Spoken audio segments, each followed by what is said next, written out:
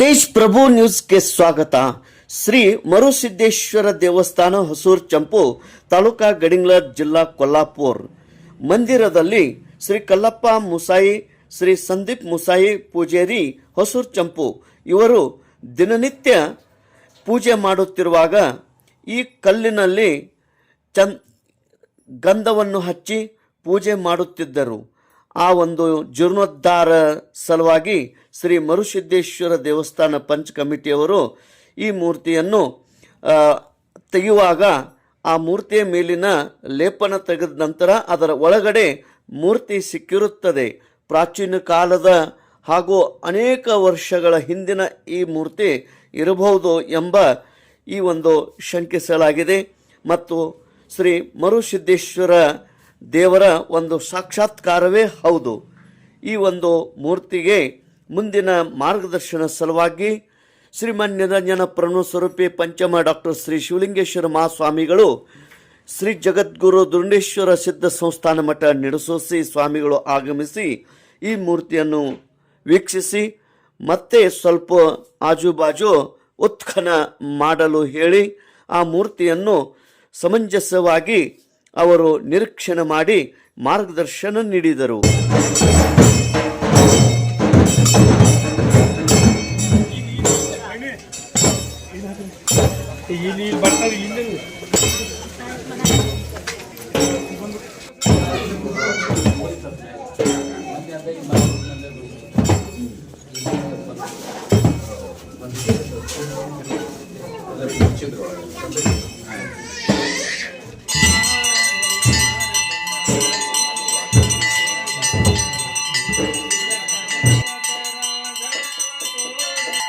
ಕೊಲ್ಲಾಪುರದ ಪ್ರಾಚ್ಯ ವಸ್ತು ಸಂಗ್ರಹಾಲಯದ ಇಲಾಖೆಯವರು ಅವರನ್ನು ಕರೆಸಿ ಈ ಮೂರ್ತಿ ಯಾವ ಸಾಲಿನ ಇರುತ್ತದೆ ಮತ್ತು ಇತಿಹಾಸ ಏನು ಇದೆ ಎಂಬುದನ್ನು ವಿಚಾರಿಸಿ ಎಂದು ಮತ್ತು ಇದೇ ಮೂರ್ತಿಯನ್ನು ಚೆನ್ನಾಗಿ ಅದನ್ನು ಆರಾಸ ಮಾಡಿ ಪೂಜೆ ಮಾಡಬೇಕು ಎಂದು ಅವರು ಸಲಹೆ ನೀಡಿದರು.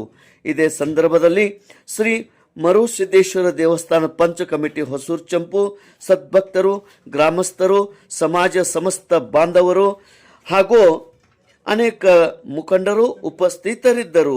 ಸಿದ್ದಪ್ಪ ಕೊಚ್ಚರ್ಗಿ ಸರ್ ನಿರೂಪಣೆ ಮಾಡಿ ವಂದಿಸಿದರು. ತೇಜ್ ಪ್ರಭು ನ್ಯೂಸ್, ಹೊಸೂರು ಚಂಪು.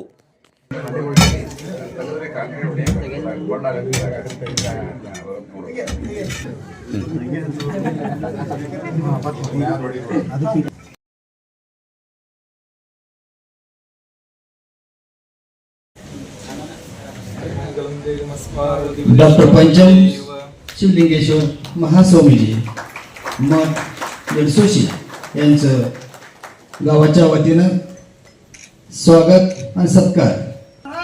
जय. ತ್ರೈಲೋಕ್ಯ ನಗರಾರಂಭ ಮೂಲಸ್ತಂಭ ಶಂಭವಿ.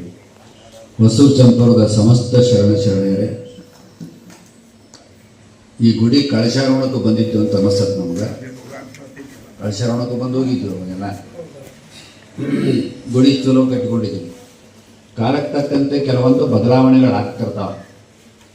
ಆ ಕಾಲಕ್ಕೆ ಹೆಂಗೆ ಬೇಕು ಹಂಗೆ ಮೂರ್ತಿಯನ್ನು ಕೆತ್ತಿದ್ದಾರೆ ಅವರು. ಅದು ಬಹಳಷ್ಟು ನಿಮ್ಮ ಕುರುಬ ಸಮಾಜದ, ದನಗರ ಸಮಾಜದ ಗುಡಿಗಳಿಗೆ ಉದ್ಘಾಟನೆಗೆ ಹೋಗಿದ್ದೀವಿ ನಾವು. ಬಹಳಷ್ಟು ದೊಡ್ಡ ದೊಡ್ಡ ಗುಡಿ, ಸಣ್ಣ ಗುಡಿ ಎಲ್ಲವಕ್ಕೂ ಹೋಗಿದ್ದೀವಿ ನಾವು. ಅಲ್ಲಿರೋ ಮೂರ್ತಿಗಳೇ ಬೇರೆ, ಇಲ್ಲಿರೋ ಮೂರ್ತಿನೇ ಬೇರೆ ಇದೆ. ಈ ರೀತಿಯಾಗಿ ಮುಖ ಗಿಖ ಎಲ್ಲ ಚಲೋ ಇದ್ದದ್ದು ಮೂರ್ತಿಯನ್ನು ನಾನು ಬಹಳಷ್ಟು ಸುಮಾರು ಒಂದು 20-25 ನಿಮ್ಮ ಗುಡಿಗಳನ್ನು ಉದ್ಘಾಟನೆಗೆ ಹೋಗೀನಿ. ಎಲ್ಲೂ ನೋಡಿಲ್ಲ ನಾವು. ಅದು ರೌಂಡ್ ಇರ್ತಕ್ಕಂಥ ಒಂದು ವ್ಯವಸ್ಥೆ, ಆಮೇಲೆ ಅದ್ರ ಮೇಲೆ ಮೂರ್ತಿಯನ್ನು ಇಡ್ತಕ್ಕಂಥ ವ್ಯವಸ್ಥೆಗಳನ್ನು ನಾವು ನೋಡ್ಕೋತ ಬಂದಿದ್ವಿ ನಾವೆಲ್ಲ. ಆದರೆ ಇಲ್ಲಿರೋ ಮೂರ್ತಿನೇ ಬಹಳ ವಿಶೇಷತೆ ಇದೆಲ್ಲ. ಅಂದರೆ ಮೂರ್ತಿ ಮುಖ ಗಿಖ ಎಲ್ಲ ಅಗದಿ ಭಾಳ ಚೆಂದಾಗಿ ತೆಗೆದು, ಸಾಮಾನ್ಯವಾಗಿ ನಮ್ಮ ಕರ್ನಾಟಕದಲ್ಲಿ ನೋಡ್ತಕ್ಕಂಥ ಹೊಯ್ಸಳರ ಮೂರ್ತಿಯ ಟೈಪು ನಿಮ್ಮದು ಮೂರ್ತಿ ಇದೆ. ಅಂದರೆ ಆ ಕಾಲಕ್ಕೆ ತಕ್ಕಂತೆ ಯಾವ್ಯಾವ ದೇವರುಗಳು ಯಾವ್ಯಾವ ಟೈಪ್ ಇರ್ತಾವೆ ಆಯಾ ಟೈಪ್ ಕೆತ್ತಿಡ್ತಕ್ಕಂಥ ವ್ಯವಸ್ಥೆಯನ್ನು ನಮ್ಮವರು ಮಾಡ್ಕೊಂಡು ಬಂದಾರೆಲ್ಲ. ಆ ದೃಷ್ಟಿಯೊಳಗೆ ಇದಂಗೆ ನಮಗೆ ಕಾಣಕತ್ತೈತೆ. ಅದಕ್ಕೆ ನಾನು ಹೇಳಿದವರಿಗೆ, ಸ್ವಲ್ಪ ಕೊಲ್ಲಾಪುರದಾಗ ಯಾರಾದರೂ ಆರ್ಕಿಯಾಲಜಿಕಲ್ ಡಿಪಾರ್ಟ್ಮೆಂಟ್ನವ್ರು ಇದ್ದರೆ ಸ್ವಲ್ಪ ಅವ್ರಿಗೆ ಕರೆದು ತೋರಿಸ್ರಿ. ನಿಮ್ಮ ಗುಡಿ ಇತಿಹಾಸ ಸಿಗ್ತದೆ. ಎಷ್ಟನೇ ಶತಮಾನದ್ದು ಏನು ಎದ್ದು ಆ ಕಲ್ಲು ಗಿಲ್ಲು ನೋಡಿದ ಕೂಡ ಅವರೆಲ್ಲ ಹೇಳ್ತಾರೆ. ಮತ್ತು ಗುಡಿಗೆ ಒಂದು ಒಳ್ಳೆಯ ತಾಕತ್ತು ಬರ್ತಕ್ಕಂಥ ಒಂದು ವ್ಯವಸ್ಥೆಗಳು ಬರ್ತಾವೆ.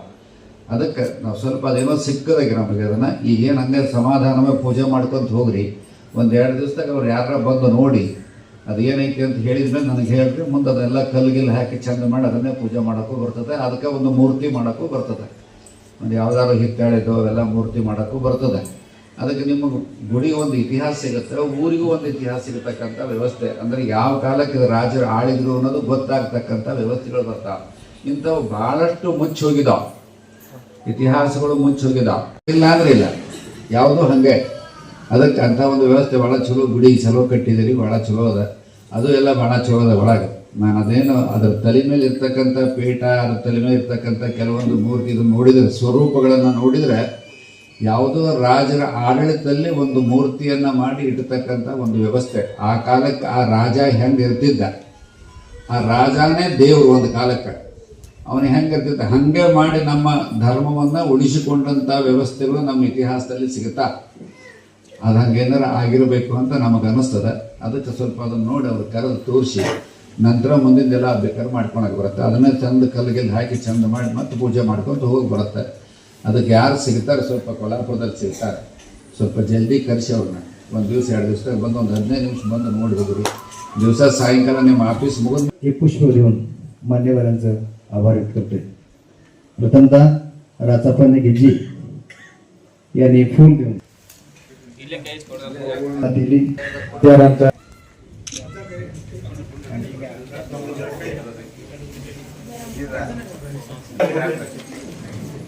या कार्यक्रमाच्या प्रसिद्धीसाठी मीडिया लोकांनी सुद्धा आपली चॅनलवाले सुद्धा